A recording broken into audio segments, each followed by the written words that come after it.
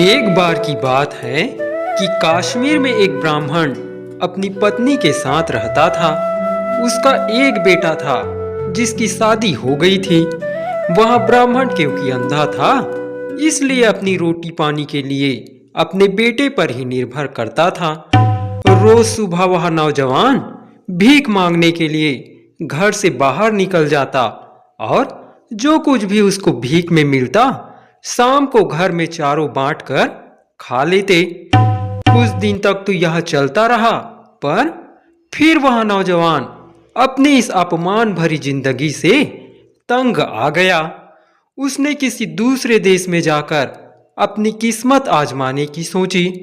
उसने अपनी पत्नी को यह बात बताई और कहा कि वह किसी तरह से कुछ महीने उसकी गैर हाजिरी में घर का काम चला ले। भगवान ने चाहा तो फिर सब कुछ ठीक हो जाएगा।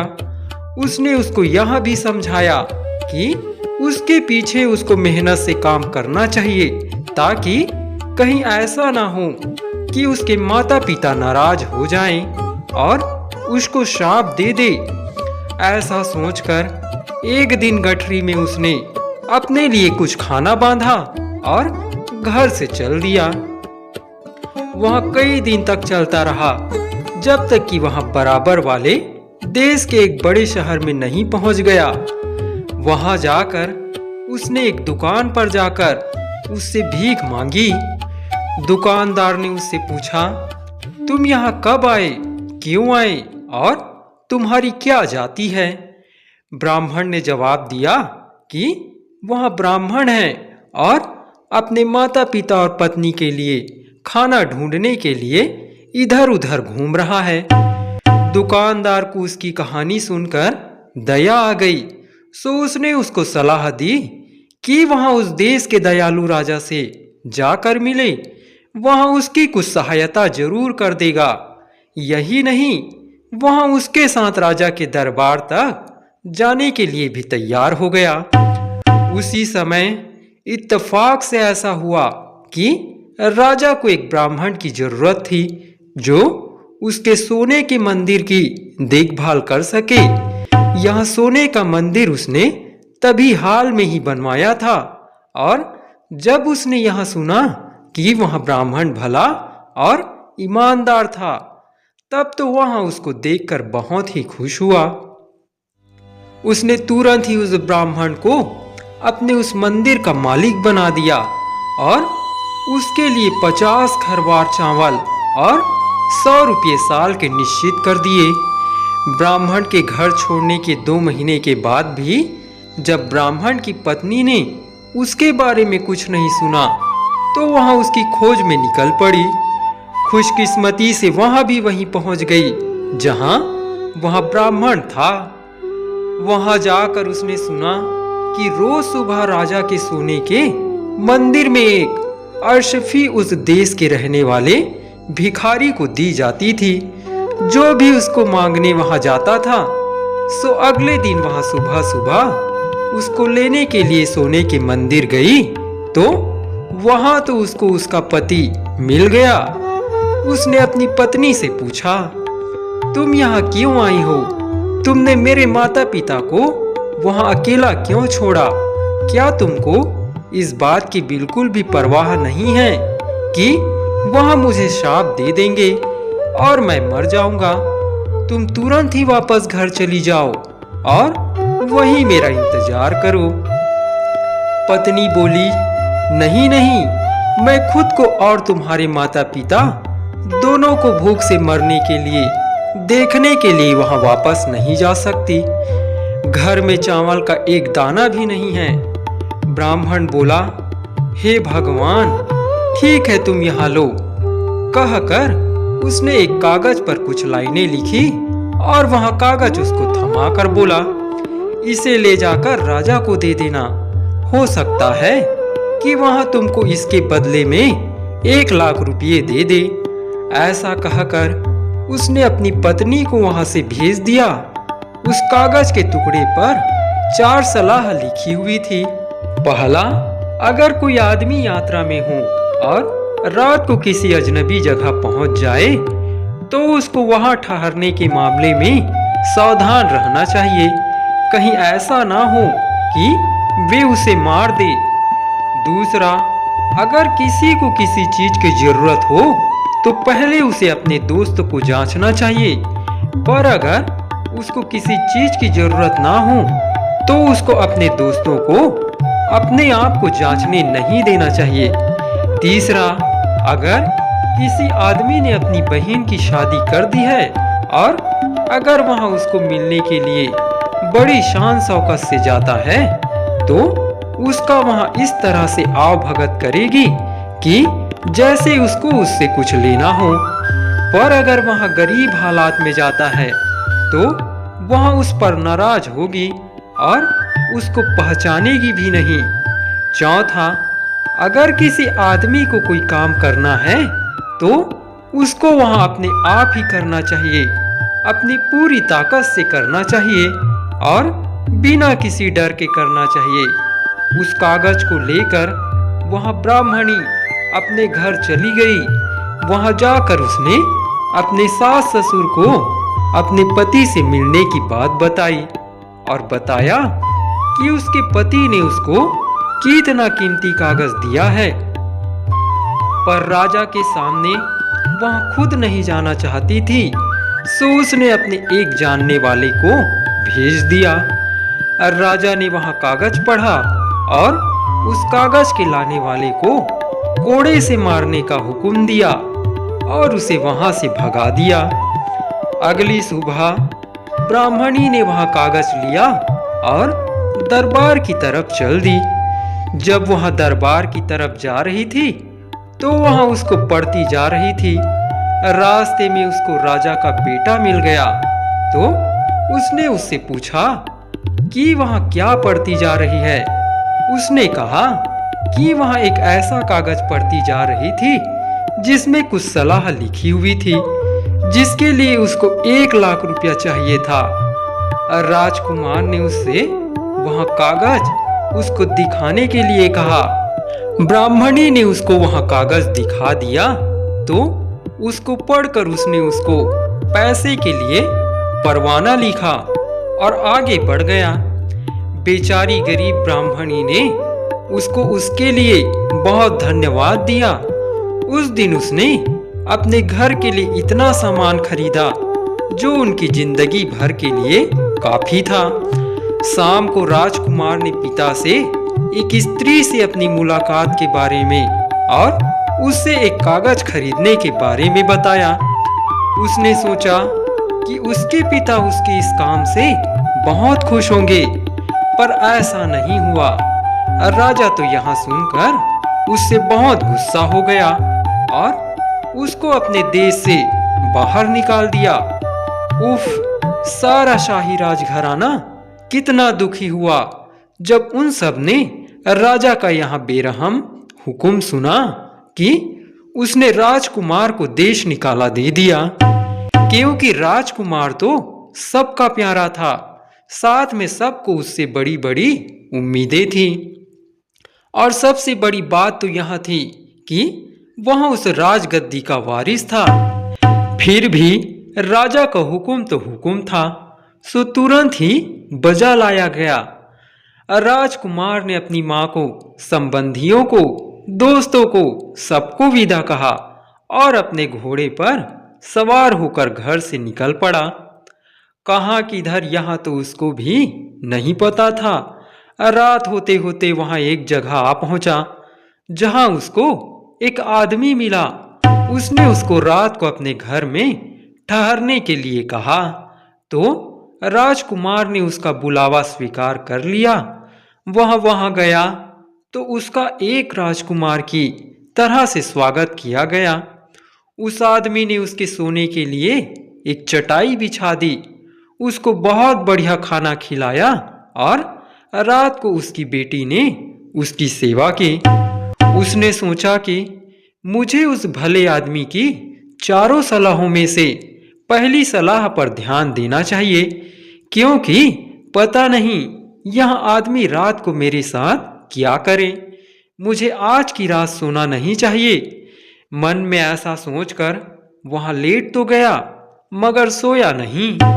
बीच रात में उस आदमी की बेटी उठी और अपने हाथ में तलवार लेकर राजकुमार को मारने के इरादे से दौड़ी। राजकुमार तो सोया नहीं था, सो वहां उठकर बैठा हो गया और तलवार का वार बचा गया। फिर उसने तलवार पकड़ ली और बोला, मैंने तुम्हारा क्या बिगाड़ा है, या फिर मैं तुम्हारा क्या बिगाड़ना चाहता हूं जो तुम मुझे मारने चली हो।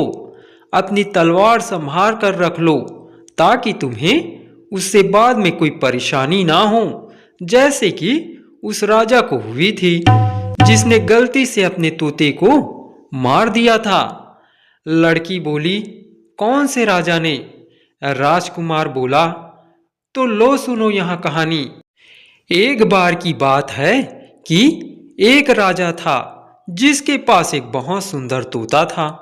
वह उसको बहुत प्यारा था। यह तोता राजा के हरम में रहता था और राजा अपनी रानियों से बात करने से भी पहले उससे बात करता था। एक बार उस तोते ने राजा से 1 महीने की छुट्टी मांगी क्योंकि वह अपने बेटे की शादी करने जाना चाहता था। राजा ने उसे छुट्टी दे दी और वह तोता अपने घर चला गया। घर जाकर उसने बड़ी धूमधाम से अपने बेटे की शादी की और शादी के बाद वापस लौटने लगा। लौटते समय वहां 2 पेड़ों की टहनियां तोड़ता लाया, जिसमें से एक पेड़ के फल खाने से कोई भी जवान आदमी बूढ़ा हो जाता था और दूसरे पेड़ के फल खाने से बूढ़ा आदमी जवान हो जाता था। वे दोनों टहनियां बगीचे में बो दी गई और बढ़ने लगी। समय आने पर दोनों पेड़ों पर फल लगे, पर जैसे ही वे पकने को थे कि उस देश में एक तूफान आया जिससे वे पेड़ नीचे गिर गए। एक बहुत बड़ा सांप भी तूफान के पानी के साथ साथ वहां आ गया। उसने अपना जहर उन पेड़ों की शाखों पर बिखेर दिया, जिसका किसी को पता नहीं चला। तूफान के बाद जब पानी उतर गया तो उन पेड़ों को फिर से लगा दिया गया। वे पेड़ फिर से लहलहा उठे और उनमें फिर से फल आ गए। समय आने पर उन पेड़ों के फल राजा के पास ले जाए गए। राजा ने उनमें से एक पेड़ के कुछ फलों को जांचने के लिए एक कुत्ते की तरफ फेंके। कुत्ता उनको खाते ही मर गया। यह देखकर राजा बहुत गुस्सा हुआ और यह सोचते हुए कि तोता उसके साथ मजाक कर रहा था, उसने उसको मारने का हुक्म दे दिया। तोते को तुरंत ही मार दिया गया। अगले साल उन पेड़ों में फिर से फल आए। तब तक उस पेड़ की शाखाओं का सारा जहर निकल चुका था। एक दिन एक बूढ़ा उधर से गुजर रहा था। उसे भूख लगी थी, सो उसने उस पेड़ से एक फल तोड़कर खा लिया। उसको खाते ही वहां तो जवान हो गया। इस अजीब घटना की खबर उड़ते उड़ते राजा तक पहुंची, तो उसने अपने एक नौकर को उस पेड़ के फल लाने का हुक्म दिया। उसमें से उसने कुछ फल अपने बूढ़े वजीर को दिए। वजीर ने उन्हें जैसे ही खाया तो वह भी उनको खाकर वैसा ही जवान और ताकतवर हो गया जैसा लोगों ने उसको 50 साल पहले देखा था। राजा ने जब यहां देखा तो वह अपने तोते के लिए बहुत दुखी हुआ और बहुत पछताया कि उसने उसको कितनी बेदर्दी से मरवा दिया था। वह तो उसके लिए कितने अच्छे फल की शाख लेकर आया था।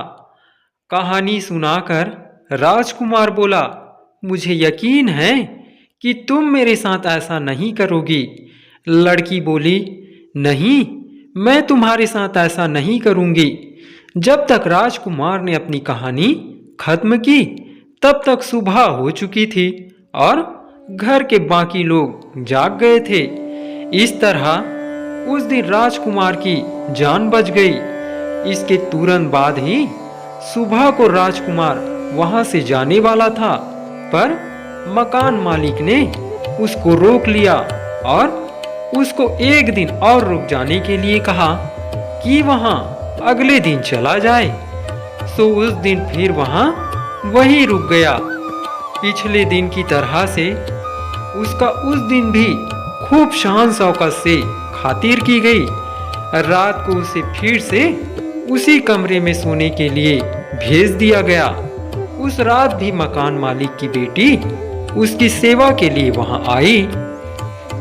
उस रात भी राजकुमार नहीं सोया, क्योंकि उसको डर था कि मकान मालिक की बेटी उसके साथ पता नहीं क्या करे। आधी रात को फिर वहां लड़की उठी और हाथ में तलवार लिए राजकुमार की तरफ बढ़ी। और राजकुमार तो जागा हुआ था, वहां तुरंत उठ बैठा और बोला, मुझे मत मारो, मुझको मारने से तुमको क्या मिलेगा? अगर तुमने मुझे मार दिया तो तुम उसी तरह से पछताओगी जैसे कि एक आदमी अपने कुत्ते को मारकर पछताया था। उसने पूछा, कैसा आदमी और कैसा कुत्ता? राजकुमार बोला, पहले तुम मुझे अपनी तलवार दो, तब मैं तुम्हें उसके बारे में बताता हूँ। सो उस लड़की ने अपनी तलवार राजकुमार को दे दी और राजकुमार ने अपनी दूसरी कहानी शुरू की। एक बार की बात है कि एक शहर में एक बहुत ही अमीर व्यापारी रहता था। उसके पास उसका एक पालतू कुत्ता था। अचानक यहाँ अमीर व्यापारी बहुत ही गरीब हो गया और उसे अपने कुत्ते को छोड़ना पड़ गया। उसने अपने एक साथी व्यापारी से अपने कुत्ते के ऊपर 5,000 रुपये का कर्जा लिया और उससे एक नया काम शुरू किया। उस समय बाद उसके साथी व्यापारी की दुकान में चोरी हो गई और चोर उसका सारा सामान चुरा कर ले गए। मुश्किल से 10-20 रुपये का सामान ही उसकी दुकान में बचा था। वफादार कुत्ते को पता चल रहा था कि वहां सब क्या हो रहा था। वह चोरों के पीछे दौड़ गया। उसने वह जगह देख ली जहां उन चोरों ने वह चोरी का सामान छिपाया था और घर वापस आ गया। सुबह को जब व्यापारी सोकर उठा तो अपनी दुकान खाली देखकर रो पड़ा। साथ में उसके घर वाले भी रोने लगे। व्यापारी तो बिल्कुल पागल सा हो गया। उधर कुत्ता बार बार मालिक की कमीज और पजामा खींचता हुआ घर के दरवाजे की तरफ भागता रहा, जैसे वहां उसको घर के बाहर ले जाना चाहता हो। आखिर उसके एक दोस्त ने उसको सलाह दी कि ऐसा लगता है कि कुत्ता चुराई हुई चीजों के बारे में कुछ जानता है, सो उसको उसके पीछे जाना चाहिए। व्यापारी और उसके कुछ दोस्त उस कुत्ते के पीछे पीछे चल दिए। कुत्ता उनको वहां ले गया जहां चोरों ने उसका माल छिपा रखा था। उस जगह आकर कुत्ते ने जमीन खुरचनी शुरू की और भौंकना शुरू किया और यह बताने की कोशिश की कि सामान यहाँ नीचे छिपा हुआ है। व्यापारी और उसके दोस्तों ने वह जमीन खोदी और अपना सारा सामान पा लिया। उसमें कोई भी चीज खोई हुई नहीं थी। सब सामान ऐसे का ऐसा ही मिल गया। व्यापारी अपना सब सामान पाकर बहुत खुश हुआ। घर आकर उसने कुत्ते के कान में कुछ लिखकर एक कागज लपेटा और उसको उसके पुराने मालिक के पास भेजा।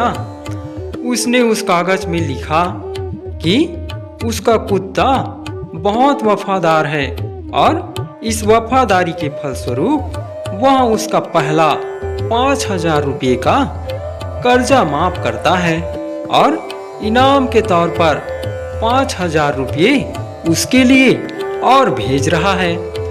जब व्यापारी ने अपने कुत्ते को वापस आते देखा तो उसने सोचा, लगता है मेरा दोस्त अपना पैसा मांग रहा है, मैं कहाँ से दूं उसको पैसा।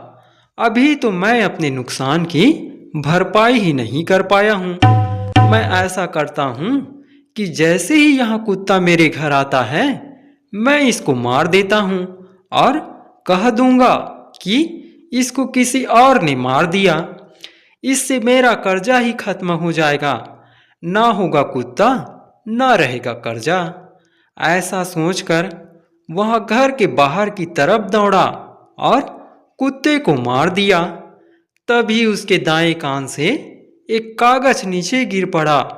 व्यापारी ने वह कागज उठाया और पढ़ा तो वह तो बहुत दुखी हो गया।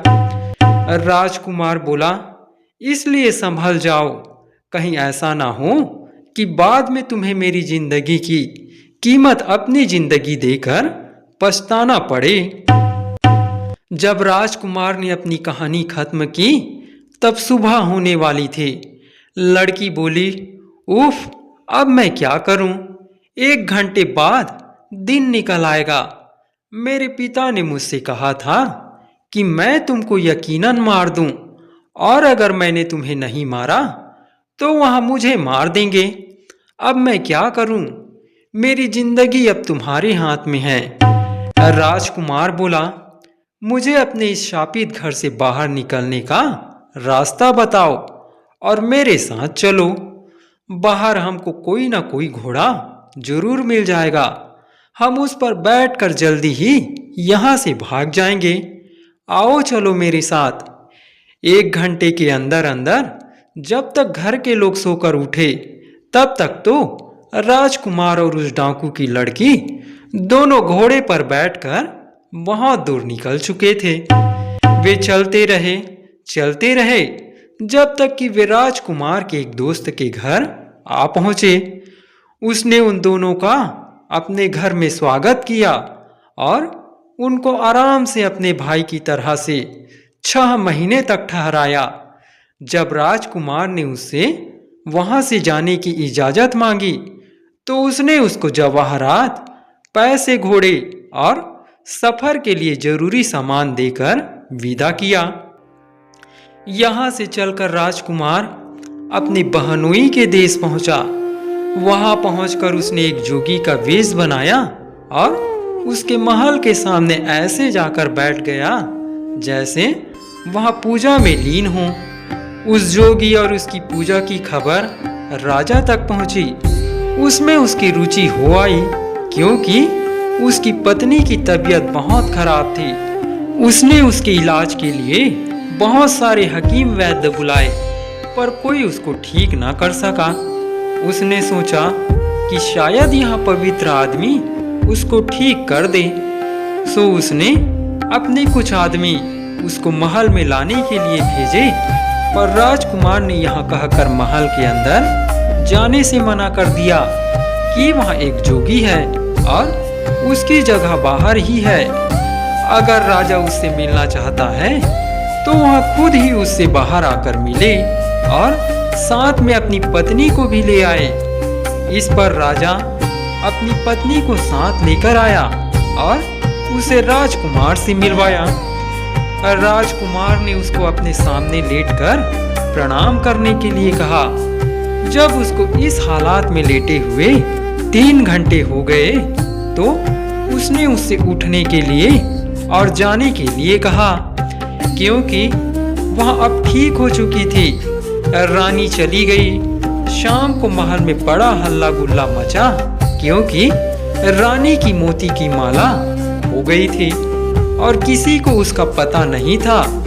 काफी देर के बाद कुछ लोग वहां गए जहां रानी ने जोगी के सामने लेटकर उसको प्रणाम किया। उनको वह माला वहीं पड़ी मिल गई। जब राजा ने यहाँ सुना तो वह बहुत नाराज हुआ और उसने जोगी को फांसी की सजा का हुक्म सुना दिया। पर इस शाही हुक्म को मानने से पहले ही राजकुमार ने उसको फांसी देने वाले आदमियों को पैसे दिए और वह देश छोड़कर भाग गया। देश से बाहर निकलने के बाद उसने अपने कपड़े पहन लिए। एक दिन जब वह अपने कपड़े पहने घूम रहा था तो उसने देखा कि एक कुम्हार अपनी पत्नी और बच्चों के साथ एक बार हंस लेता था और फिर रो लेता था। उसने उससे पूछा, अरे यहाँ क्या बात है कि आप एक बार हंसते हैं तो दूसरी बार रोते हैं? अगर आपको हंसना है तो हंसिए और रोना है तो रोइए। कुम्हार बोला, तुम मुझे परेशान मत करो, तुम्हें इस बात से क्या लेना देना कि मैं क्या करता हूँ।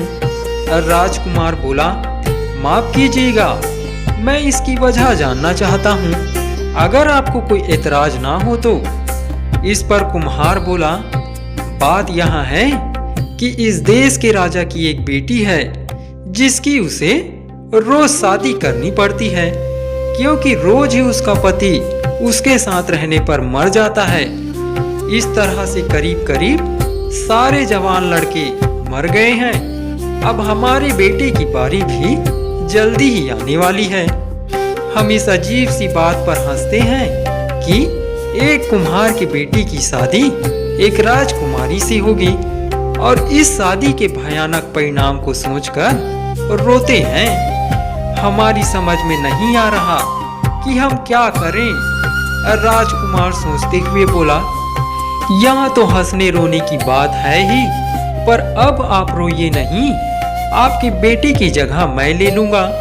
उसकी जगह मेरी शादी उस राजकुमारी से हो जाएगी। बस मुझे उस मौके के लिए ठीक से कपड़े बनवा दीजिएगा और तैयार कर दीजिएगा। कुम्हार ने उसको बढ़िया से कपड़े बनवा दिए, कुछ गहने बनवा दिए और शादी के लिए महल भेज दिया। और रात को उसे राजकुमारी के कमरे में भेज दिया गया। उसने सोचा, यह तो बड़ी भयानक घड़ी है, क्या मैं भी दूसरे नौजवानों की तरह से मारा जाऊंगा। उसने अपनी तलवार कसकर अपनी मुट्ठी में पकड़ ली और इस इरादे से अपने बिस्तर पर लेट गया कि आज की रात वहां सोएगा नहीं और देखेगा कि क्या होता है। वहां चारों तरफ देखता रहा। बीच रात में उसने देखा कि राजकुमारी के नथुनों से 2 सांप निकले और उसकी तरफ उसको मारने के लिए बढ़ने लगे, जैसे शायद उन्होंने पहले कुछ नौजवानों को मारा होगा। पर यह राजकुमार तो तैयार था। उसने अपनी तलवार कसकर पकड़ ली। जैसे ही वे उसके बिस्तर पर आए, उसने अपनी तलवार से उन दोनों को काट दिया। सुबह को राजा उसकी खोज खबर लेने के लिए आया तो यह देखकर बड़ा आश्चर्यचकित हुआ कि यह नौजवान तो जिंदा था और उसकी बेटी से बात कर रहा था। उसने सोचा, यह जरूर ही मेरी बेटी का पति होगा, क्योंकि वही उसके साथ रह सकता है। राजा कमरे में घुसा और उससे पूछा, तुम कहाँ से आए हो और तुम हो कौन। राजकुमार बोला, मैं फलाना फलाना देश के राजा का बेटा हूँ। जब राजा ने यहाँ सुना तो वह बहुत खुश हुआ और उसको अपने महल में रख लिया। राजकुमार राजा के पास 1 साल से ज्यादा रहा। फिर उसने अपने देश जाने की इजाजत मांगी, जो राजा ने उसको तुरंत दे दी। राजा ने उसको उसके पिता के लिए भेंट में हाथी घोड़े, जवाहरात और बहुत सारे पैसे देकर उसे विदा किया। राजकुमार चल दिया। रास्ते में वह अपने बहनोई के देश से होकर गुजरा तो उसके देश में आने की खबर राजा को लगी, तो वह अपने हाथ रस्सी से बंधे राजकुमार के सामने आया। उसने बहुत ही विनम्रता से उसको अपने महल में ठहरने के लिए कहा और जो कुछ भी खातिरदारी वह उसकी कर सकता था उसको स्वीकार करने के लिए कहा। जब राजकुमार महल में ठहरा हुआ था तो उसने अपनी बहन को देखा तो उसने उसको मुस्कुराते हुए नमस्ते की। जब वह वहां से चला तो उसने उसको बताया कि जब वह पहले वहां आया था तो उसने और उसके पति ने उसके साथ कैसा व्यवहार किया था, फिर वह कैसे वहां से बचकर भाग निकला। उसने अपनी बहन को 2 हाथी, 2 शानदार घोड़े, 15 सिपाही और 10 लाख के हीरे जवाहरात दिए। वहां से निकलकर वह अपने पुराने दोस्त के घर गया जिसने उसके साथ बहुत अच्छा बर्ताव किया था। उसने उसके घर से कुछ दूरी पर अपना कैंप लगाया और अपने दोस्त को अपने पास बुलाया, पर उसका दोस्त उससे मिलने जाए ही नहीं।